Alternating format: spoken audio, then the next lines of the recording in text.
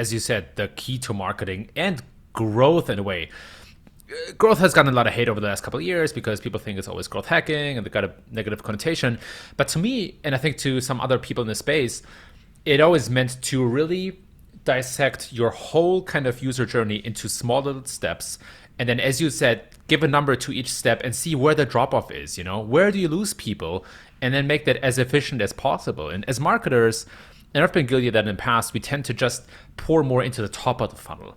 But if you lose people along the way, that's just not going to be as effective. So I love how you explain that and how you go about that.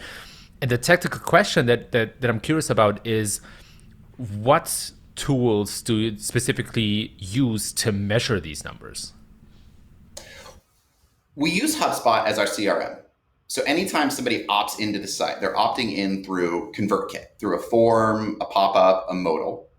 The first part of their user journey is mediated then by ConvertKit, which then has a bunch of automations. Zapier kicks it over to HubSpot, and then the actual sales process is managed inside of HubSpot. But we take responsibility for the quality of the leads that are coming in, the SQLs, as well as those sales accepted leads, the people that schedule an appointment and enter the funnel. So it's all bucketed by, here's inbound, here's people who have scheduled an appointment, and I'm doing my hand gestures. Columns inside HubSpot. That's what I'm talking about. Columns inside HubSpot. 20, 40, 60, 80%, close one, close loss, right? That's like the stages of the journey. And so we affect the front and the back end of that. We have found somebody on Upwork to build us a script inside Google Sheets that pulls in that information whenever I click the API button inside my marketing metrics. Like if anything ever lights on fire and that gets burned down, now I'm done. Like it's this one sheet that everything lives in. But we just built I can run that and it parses it by the date that they entered. So everybody's in these week over week buckets, these columns, and then what stage of the journey that they're in. So there's this giant sheet with all of, say, 2020 in it, and it's going to turn into 2021 next year. There's one tab with all of that in it. And then the front end, we just built formulas based on the dates to look up always 7-day rolling, the last 28 days, 4 weeks, the previous 28 days before that. Next to that are two columns that show the 91 days before that. And then year over year for 28 and 91 as well. So it's like monthly, quarterly, year over year, monthly, quarterly. And then we've got just basically, here's the total number of inbound leads.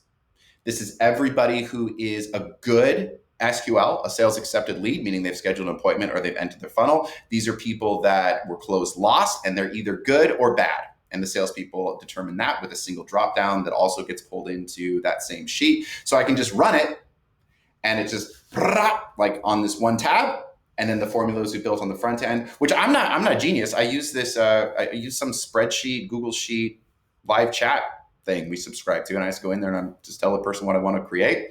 They figure it out and we reproduce it. So it's not really all that like sophisticated. It's HubSpot, a script, and Google Sheets.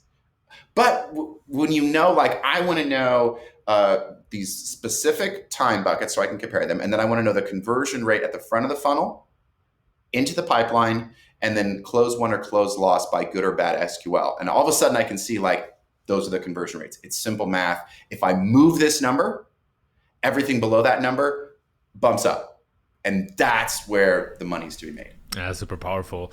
And I have a dashboard to monitor operations of my teams, and I do it in the same way. It's almost like a funnel structure. What are the input metrics? What are the output metrics? And how does it? And once you have it, as you said, like it's a simple spreadsheet, and once you have it in front of you, everything just becomes so crystal clear.